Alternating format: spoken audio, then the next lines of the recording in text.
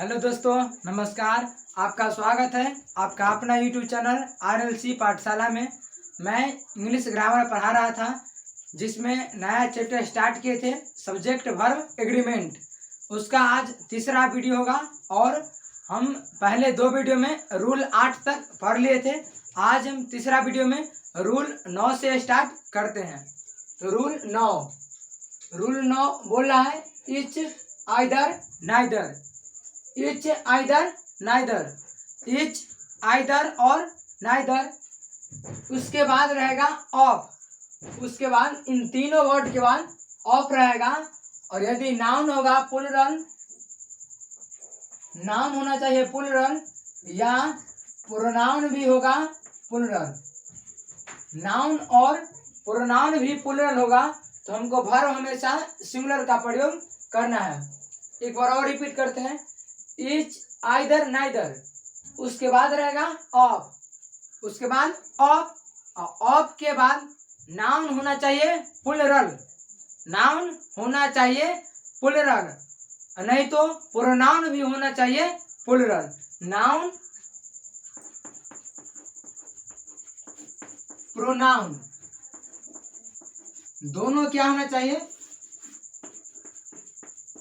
Plural होना चाहिए। अर्थात हम नाउन बोलेंगे तो किसी वर्ड के अंत में एस या एस जोड़ देते हैं तो वह प्लूरल नाउन के में बन जाता है। और प्लूरल प्रोनाउन कहने का तात्पर्य हो गया, जैसे दे का होता है देम, वी का होता है अस, यू का होता है यू।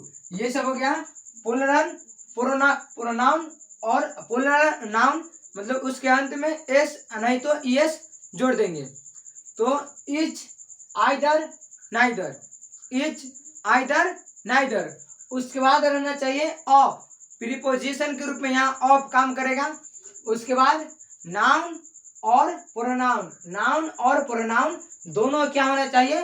प्लूरल होना चाहिए। और दोनों में से कोई एक हो तो हमको वर्ब हमेशा सिंगुलर वर्ब का प्रयोग करना है। वर्ब हमेशा सिंगुलर वर्ब का प्रयोग करेंगे। जैसे ईच ऑफ द बॉयज, अब यहाँ पर ईच ऑफ आ गया, ईच के बाद ऑफ आ गया, द आ गया, उसके बाद बॉय नहीं है, यहाँ पर बॉयज लिखा हुआ है, BOYS बॉयज, यानी कि यह प्लूरल हो गया। BOY बॉय हो गया सिंगुलर, और BOYS बॉयज ये क्या हो गया? प्लूरल। तो इसके बाद हमेशा नाउन नहीं तो प्रोनाउन क्या होना चाहिए? प्लूरल होना चाहिए। तो बॉयज। उसके बाद है डन द वर्क, और हम कल बात किए थे डू का मतलब होता है करना, और डू का V3 होता है डन, और V3 में हैज या हैव का ही प्रयोग होता है प्रेजेंट के रूप में।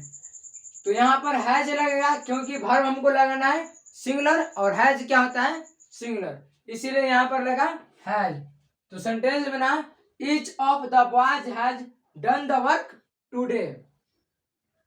अगला एग्जांपल है each of them is ready. Each के बाद क्या आ गया? ऑफ। अब यहाँ पर देम है, जो कि दे का प्लूरल प्रोनाउन क्या होता है? देम होता है। दे खुद एक प्लूरल है और उसका प्रोनाउन देम भी प्लूरल होगा। तो इसमें हमको ईच आइदर नाइदर, इसके बाद ऑफ रहना चाहिए, और ऑफ के बाद नाउन और प्रोनाउन दोनों में से कोई एक प्लूरल होना चाहिए। तो उसमें हम वर्ब सिंगुलर वर्ब का प्रयोग करेंगे। तो यहाँ पर दे में क्या हो गया? प्लूरल, और इच क्या हो गया? सिंगुलर। अगला है each of the students. Each of the students है यहाँ पर, यानी कि प्लूरल है क्योंकि अंत में एस लगा हुआ है। Students has done the work. अब यहाँ पर हैज क्या है?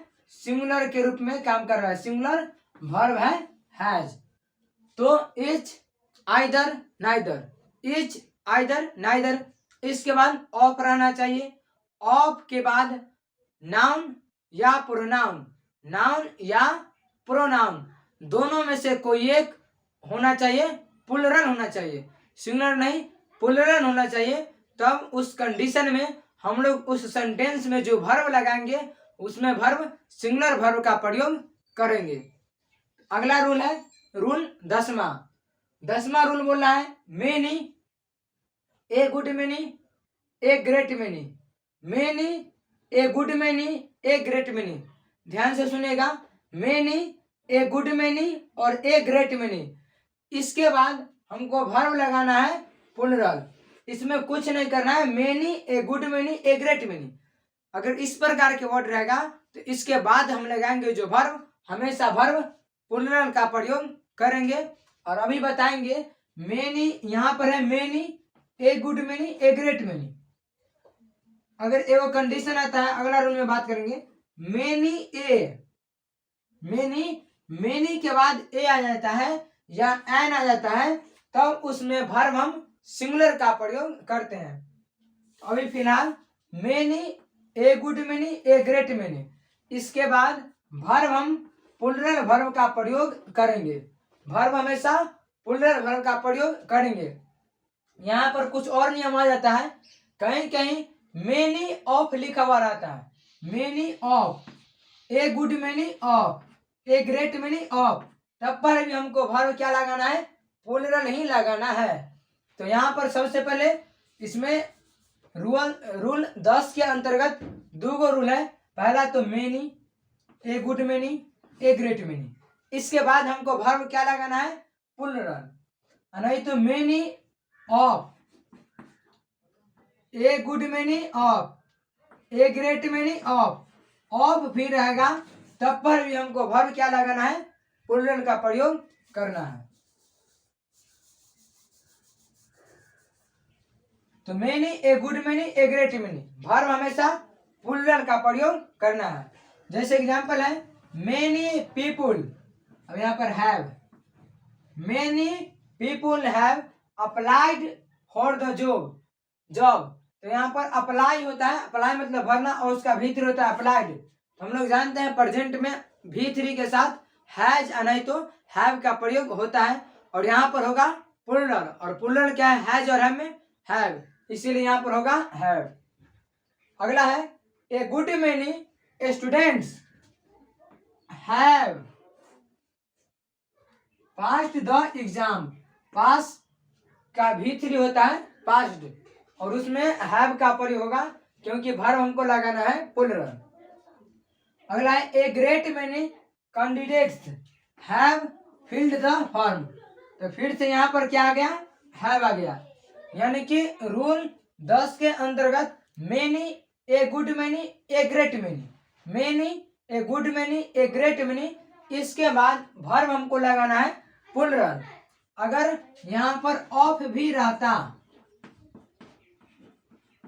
तब पर भी वर्ब लगाते प्लूरल। जैसे many of people have applied for the job, A good many of students have passed the exam, a great many of candidates have filled the form. अभी हम 9, 10 हो गया। अभी हम 11वां रूल की बात करते हैं। देखते हैं 11वां रूल।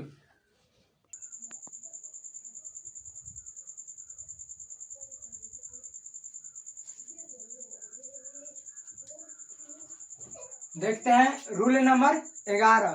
10 तक बात कर रहे थे, 11वां रूल है, और 10 में बात कर रहे थे many, A good many, a great many, many, A good many, a great many.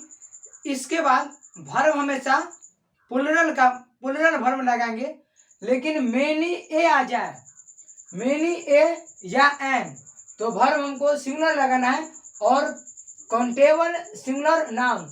Many के बाद ए नहीं तो एन आएगा, और उसके बाद आना चाहिए काउंटेबल सिंगुलर नाउन, तो वर्ब हम सिंगुलर का प्रयोग करेंगे। यानी कि मेनी, एक बार और बोल रहे हैं, many, A good many, a great many. इसके बाद वर्ब हमेशा प्लूरल वर्ब का प्रयोग करना है, लेकिन मेनी ए आ जाए या मेनी एन आ जाए, और उसके बाद काउंटेबल सिंगुलर नाउन, तब हम लोग वर्ब सिंगुलर वर्ब का प्रयोग करेंगे। मतलब कहने का तात्पर्य हो गया कि मेनी ए के बाद या मेनी एन के बाद हमेशा आपको वर्ब सिंगुलर का प्रयोग करना है, और मेनी, ए गुड मेनी और ए ग्रेट मेनी, उसके बाद हमेशा वर्ब प्लूरल का प्रयोग करना है। तो यहाँ पर आ गया मेनी ए स्टूडेंट, अब हम लोग बात कर चुके थे पहले ही चैप्टर में, आर्टिकल्स पढ़ाए थे, कहाँ पर ए लगाना है और कहाँ पर एन लगाना है। औ से लेकर और ए तक आता था प्रोनाउंसिएशन के आधार पर, तो हम लोग एन का प्रयोग करते थे, और क से लेकर पूरा यर लवा तक तो हम लोग ए का प्रयोग करते थे। तो यहाँ पर स्टूडेंट है तो 100 से आ रहा है, इसीलिए ए लगा हुआ है। Many a student starting English right now, तो यहाँ पर क्या लगा हुआ है, इज, यानी कि सिंगुलर के रूप में है इज, तो वर्ब भी हमको क्या लगाना है, सिंगुलर ही लगाना है। अगला है many an orange in this basket is stale, तो यहाँ पर भी इज है, यानी कि क्या लगा हुआ है, सिंगुलर लगा हुआ है। मेनी के बाद ए आ रहा है, मेनी के बाद एन आ रहा है। अगर यहीं पर ध्यान से सुनेगा, अगर यहीं पर ए या एन नहीं रहता, ए या एन नहीं रहता और यहाँ पर यह प्लुरल होता, तो वर्ब भी हम लोग प्लुरल का ही प्रयोग करते।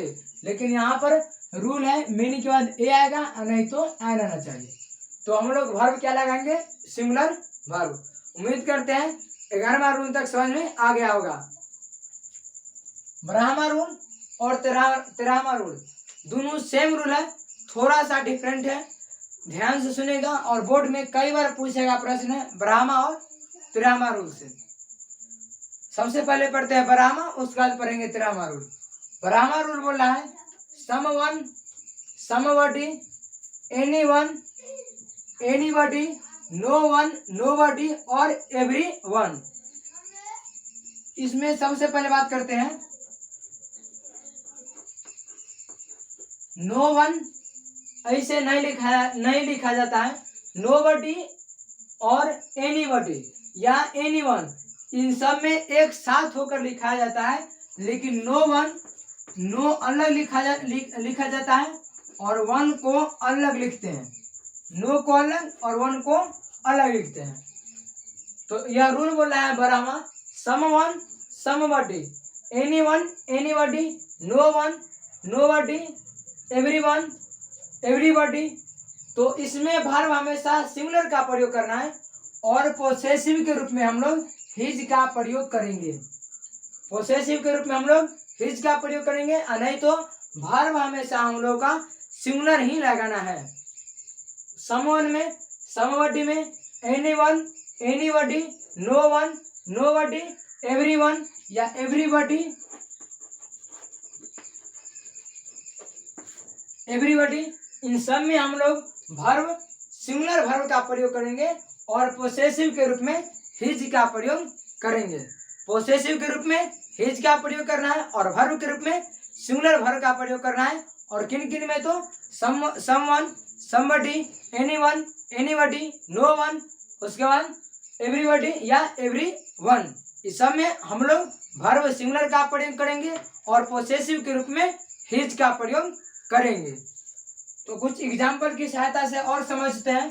समवन हैज, अब समवन के बाद क्या आ गया, हैज स्टोलन माई पेन। तो स्टोल मतलब होता है चुराना, तो किसी ने मेरा पेन चुरा लिया, तो यहाँ पर V3 है, स्टोल का V3 है, स्टोलन, तो हमको वर्ब क्या लगाना है, सिंगुलर, इसीलिए हैज लग गया सिंगुलर।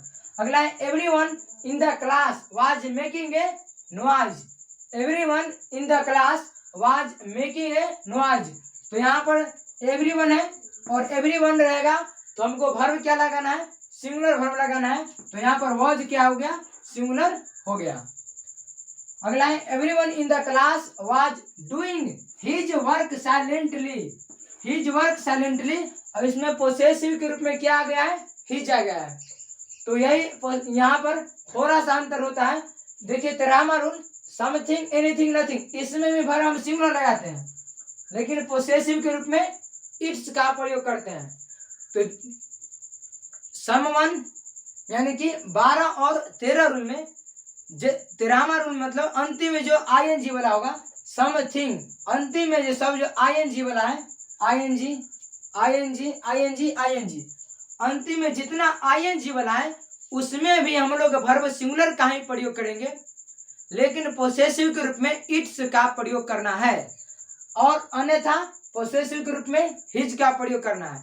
तो 12 और 13 रूल में यही थोड़ा सा फर्क है कि यहाँ पर पोसेसिव के रूप में हिज का प्रयोग करना है और यहाँ पर पोसेसिव के रूप में इट्स का प्रयोग करना है, लेकिन वर्ब दोनों प्रकार में हमको सिंगुलर वर्ब का प्रयोग करना है। Somebody something, anybody anything, no one nothing, everybody everything, everyone everything, यानी कि किसी भी प्रकार के रहे 12 और 13 रूल से संबंधित तो वर्ब हमको लगा देना है केवल सिंगुलर, वर्ब हमको लगा देना है सिंगुलर। लेकिन पोसेसिव की बात करेंगे तो समवन समबडी एनीवन वाला में इस समय लगाएंगे पोसेसिव के रूप में हिज और आईएनजी वाला फॉर्म में, यानी कि समथिंग, एनीथिंग, नथिंग और एवरीथिंग, इस समय लगाएंगे पोसेसिव के रूप में इट्स। लेकिन वर्ब हमेशा आपको सिंगुलर वर्ब का ही प्रयोग करना है।